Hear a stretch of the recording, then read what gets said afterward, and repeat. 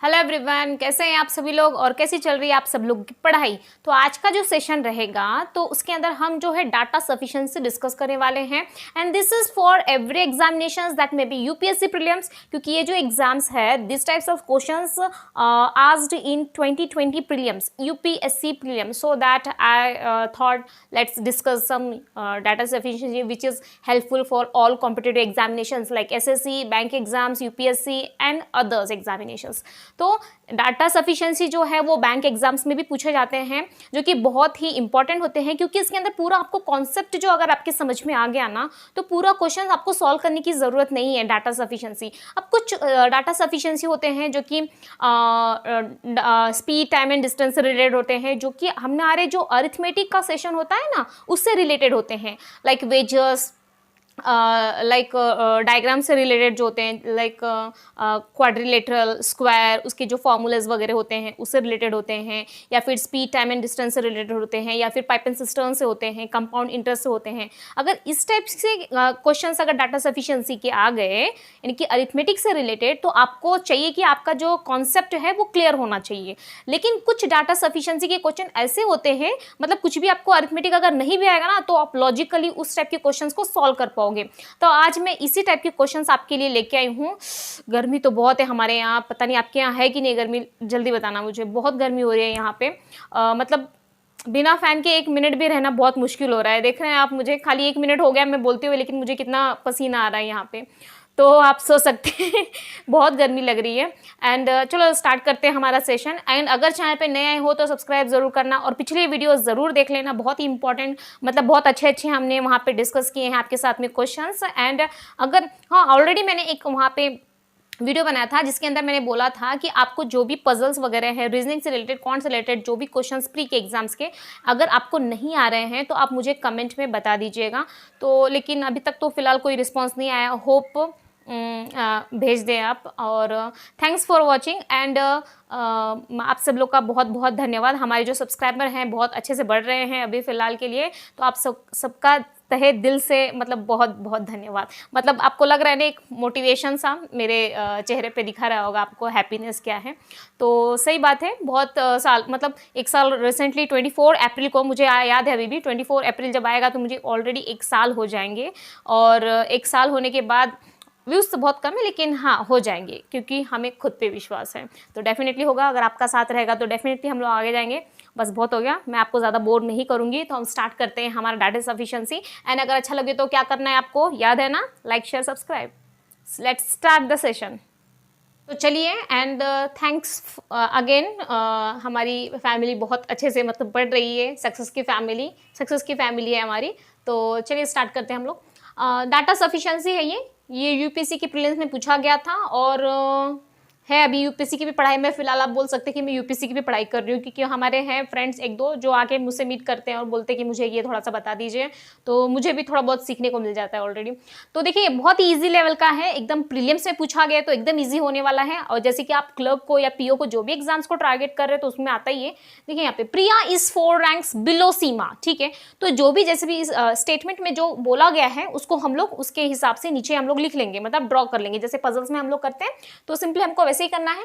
यहाँ पे रैंकिंग का दिया है, यहाँ पे ऑर्डर रैंकिंग जो चैप्टर है उसे लिया गया क्वेश्चन है ये। तो प्रिया इज 4 रैंक्स बिलो सीमा, यानी कि सीमा के नीचे है। अब 4 रैंक्स की बात की गई है। देखिए सीमा अगर मैं यहाँ पे लिख देती हूँ ठीक है, यहाँ पे लिख देती हूँ। अगर सीमा की बात की गई है तो प्रिया क्या है, बिलो है, किसके, सीमा के। तो 4 रैंक है। जब 4 रैंक्स बिलो आ गया है तो आपने पजल्स में देखा होगा, पजल्स में क्या होता है कि A is 2 place above B, तो उसके अंदर ऐसा आता है 2 प्लेस अबो बी बोला गया, यानी कि उनके बीच में 1 का गैप होना चाहिए। तो 1 place and this is 2 place, ऐसा होता है पजल्स में। आपने देखा होगा ना, स्टेप के स्टेटमेंट बोले जाते हैं कि A is 2 place above B, and उसके बाद में बोला जाएगा या फिर 2% अबो ए अबो बिलो, ऐसे बोला जाएगा। और अगर बोला जाएगा कि there are 2% between A and B, तो उस हिसाब में ऐसा आएगा। अब ए बी ऐसा भी आ जाएगा, ठीक है, क्योंकि हमें एग्जैक्ट नहीं पता है कि ए एंड बी, मतलब ये कॉन्सेप्ट की मैं आपको समझा रही हूँ यहाँ पे कि वहाँ पे 2% की बात की गई है। बिटवीन अगर यूज किया है तो वहाँ पे हम एग्जैक्टली 2% को मेंशन करेंगे। लेकिन यहाँ पे अगर बोला है कि 2% बिलो, 3% बिलो, तो जितने भी पर्सन होंगे ना उसमें से हमको एक कम कर देना। ये आपको सिंपली लॉजिक मतलब याद रखना है। प्रिया इज 4 रैंक्स बिलो सीमा, सीमा के नीचे है और कितने रैंक बिलो है, 4 रैंक, यानी कि 4 में से 1 माइनस कर देंगे तो उनके दोनों के बीच में कितने पर्सन होने चाहिए, 3 होने चाहिए। तो 1 2 3 और ये आ गया यहाँ पे 3 पर्सन बिलो है, 1 2 3 का गैप होगा और ये आ गया हमारा प्रिया, ठीक है। तो इसके हिसाब से हमारा ये हमारा बन गया। नीचे भी है and is 31st from the bottom. अब एंड किसको मेंशन किया है, देखिए जो भी स्टेटमेंट है, जो भी बोला गया है, चाहे हिंदी में हो, चाहे इंग्लिश में हो या मराठी, कोई भी लैंग्वेज में, इसमें वो बोलना क्या चाह रहा है, अगर वो आपको समझ में आ गया, चाहे पजल हो चाहे कोई भी हो, तो आपने क्वेश्चन तो ऐसे ही कर लेना है। देखिए यहाँ पे एंड किसके बारे में डिनोट कर रहा है, क्या वो सीमा के बारे में बोल रहा है या फिर प्रिया के बारे में बोल रहा है, ये आपको क्लियर होना चाहिए। यहाँ पे प्रिया इज 4 रैंक्स बिलो सीमा बोला है, यानी कि ये प्रिया के बारे में ही बोल रहा है, क्योंकि प्रिया जो है वो सीमा के नीचे रहती है। अभी हिंदी में इसको कन्वर्ट करके देखिए, प्रिया सीमा के नीचे है और यानी कि वो प्रिया के बारे में ही एडिशनल इंफॉर्मेशन दे रहा है, इसलिए वहां पे एंड यूज किया गया है। तो प्रिया इज, एंड की जगह आप प्रिया भी लिख सकते हैं अगर आपको समझने में कोई प्रॉब्लम हो तो। And Priya is 31st from the bottom, और ये जो प्रिया है ना वो बॉटम से यानी कि नीचे से उसकी जो प्लेसिंग है वो 31st है। इसका मतलब अगर नीचे से 31st है तो उसके नीचे कितने स्टूडेंट्स होंगे, 30 स्टूडेंट्स होंगे। क्लियर है ना, ये उसके नीचे 30 बच्चे हैं और उसकी जो प्लेसिंग है वो 31st फ्रॉम द बॉटम है। ओके, तो ओवरऑल जब नीचे से 31st बोला है और ऊपर से तो सीमा की कोई प्लेस वहां पे आपको मेंशन किया है क्या, प्रिया इज 4 रैंक्स बिलो सीमा बोला गया, ठीक है। ओके, मतलब इसके हिसाब से यहाँ पे हमने बना दिया है। अब वो क्वेश्चन क्या पूछता है उसके ऊपर हम जज करेंगे, यानी कि जो फर्स्ट स्टेटमेंट के हिसाब से यहाँ से यहाँ तक ये फर्स्ट स्टेटमेंट था, उसके हिसाब से हमारा ये वाला जो डायग्राम है या जो भी आप बोल सकते हो वो हमने वहाँ पे कर लिया है। अब सेकेंड ढूंढना है, यानी कि डाटा सफिशिएंसी में फर्स्ट के हिसाब से हमको बनाना पड़ता है, फिर सेकेंड के हिसाब से बनाना पड़ता है, फिर उसके बाद में थर्ड में बाद में क्या पूछेगा, वो क्वेश्चन पूछता है। तो हमको ये जज करना पड़ता है कि क्वेश्चन किसके, मतलब क्या फर्स्ट के डायग्राम से या जो कंक्लूजन जो भी वहाँ पे क्लू दिया है, क्या फर्स्ट का यूज करके स्टेटमेंट का हम उसका आंसर निकाल सकते हैं, देखना पड़ेगा। फिर उसके बाद में सेकेंड का निकाल सकते हैं क्या, वो भी देखना पड़ेगा। फिर उसके बाद में कंबाइन करके निकाल सकते हैं क्या, मतलब आप खाली आपको निकालना है आंसर, तो किससे निकलेगा वो हमको फाइंड करना पड़ता है। तो फर्स्ट के हिसाब से तो ये हो गया। अब सेकेंड क्या बोल रहा है, ईना is 2 ranks above Seema, Eena is 2 ranks अबो सीमा। मैं यहाँ पे कर देती हूँ नीचे, बहुत जगह का थोड़ा इशू हो रहा है। देखिए ईना इज 2 रैंक्स अबो सीमा, यानी कि सीमा यहाँ पर है और ईना यहाँ पर है, ईना ऊपर है सीमा के, ठीक है। And is 37 from the bottom, यानी कि उसकी ईना नीचे से 37 प्लेस पे, यानी कि ईना के नीचे कितने होंगे बच्चे, 36 होंगे। तो 36 अगर नीचे होंगे तो देखिए बॉटम से 37 इसकी प्लेसिंग है, यानी कि बॉटम से 35 ये हो जाएगी और ये जो मिडल में है उसका 36 प्लेस हो जाएगा। क्या आपको क्लियर होगा, ठीक है।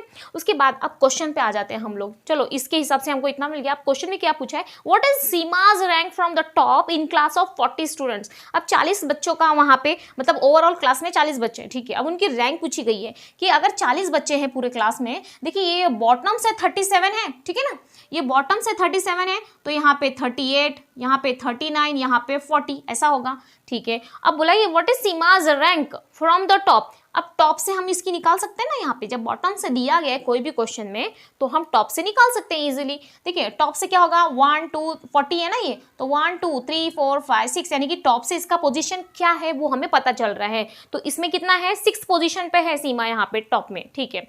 उसके बाद क्या फर्स्ट स्टेटमेंट से निकल सकता है क्या, जब नीचे 30 है ये 31 हो गया तो इसकी 32, ये 33, ये 34 एंड ये 35 आ गई अगेन, ठीक है। जब 35 आ गई तो 40 स्टूडेंट्स है, जब नीचे से 30 बोला है और यहाँ पे 35 है, यानी कि ऊपर कितने बच्चे होंगे, और 5 बच्चे होंगे, 36 37 38 39 40।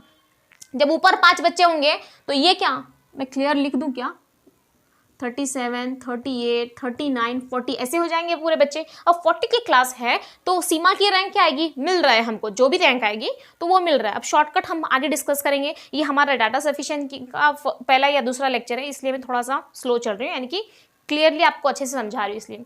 तो ये फर्स्ट है, ये second, third, fourth and fifth and six, यानी कि इसमें भी सीमा की जो प्लेसिंग है वो 6 आ रहे हैं, यानी कि दोनों से भी अगर हम फर्स्ट अलग अलग भी यूज कर रहे हैं उसको, यानी कि केवल फर्स्ट से भी हमारा आंसर आ रहा है, केवल सेकंड से भी हमारा आंसर आ रहा है, तो इसका आंसर स्टेटमेंट ऐसे दिया रहेगा, यहाँ पे क्वेश्चन किया गया है और यहाँ पे बोला जाएगा आपको कि statement one alone is sufficient. क्या स्टेटमेंट केवल एक से आ रहा है? तो आ रहा है definitely. Statement second alone is sufficient, देखो सेकंड से भी हमारा आंसर आ रहा है, सीमा की प्लेसिंग दोनों में भी आ रही है।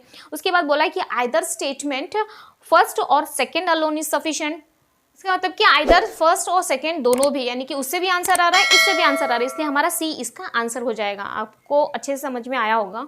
थोड़ा सा वीडियो लंबा हो जाएगा लेकिन मुझे अच्छे से समझाना है ना, पता नहीं कि कौन सा स्टूडेंट इस वीडियो को देखने लगे, तो मुझे ये नहीं करना है कि सामने वाला जो स्टूडेंट्स है उसको बहुत आता है तो मैं शॉर्टकट में बता के चली जाऊँगी। वैसे भी जब आपको ना इसका शॉर्टकट क्या है कि जब बॉटम से आपको दिया गया है और क्वेश्चन में जब बोला कि यहाँ पे 40 स्टूडेंट्स है, अगर क्वेश्चन में नहीं बोला जाता ना कि यहाँ पे 40 है या 30 है या 35 है, अगर क्वेश्चन में ऐसा नहीं बोला जाता और खाली डायरेक्टली पूछ लिया जाता कि सीमा की पोजीशन क्या है फ्रॉम द टॉप, तो हम उसमें नहीं निकाल सकते। क्यों नहीं निकाल सकते? क्योंकि दोनों में ना बॉटम से दिया है, यहाँ पे बॉटम से दिया है यहाँ पे कि बॉटम से उसकी रैंक 37 हो जाएगी, लेकिन नीचे तो 37 है लेकिन ऊपर कितने बच्चे हैं वो हमें नहीं पता है ना यहाँ पे, तो हम टॉप से नहीं निकाल पाते। लेकिन यहाँ पे बोला है कि 40 स्टूडेंट्स है, जब बोला वहाँ पे मेंशन किया है कि ऑल ओवर क्लास में 40 बच्चे हैं और दोनों क्वेश्चन में देखिए बॉटम से दिया है यहाँ पे, या तो मैं ऐसे ही टिक कर देती क्योंकि दोनों भी मतलब दोनों से भी आंसर निकाल सकते हैं। क्यों निकाल सकते हैं? क्योंकि यहाँ पे ऑलरेडी 40 करके मेंशन दिया है, 40 है, 50 है, 60 है, कुछ भी मेंशन किया है वहां पे कितने नंबर्स ऑफ बच्चे हैं,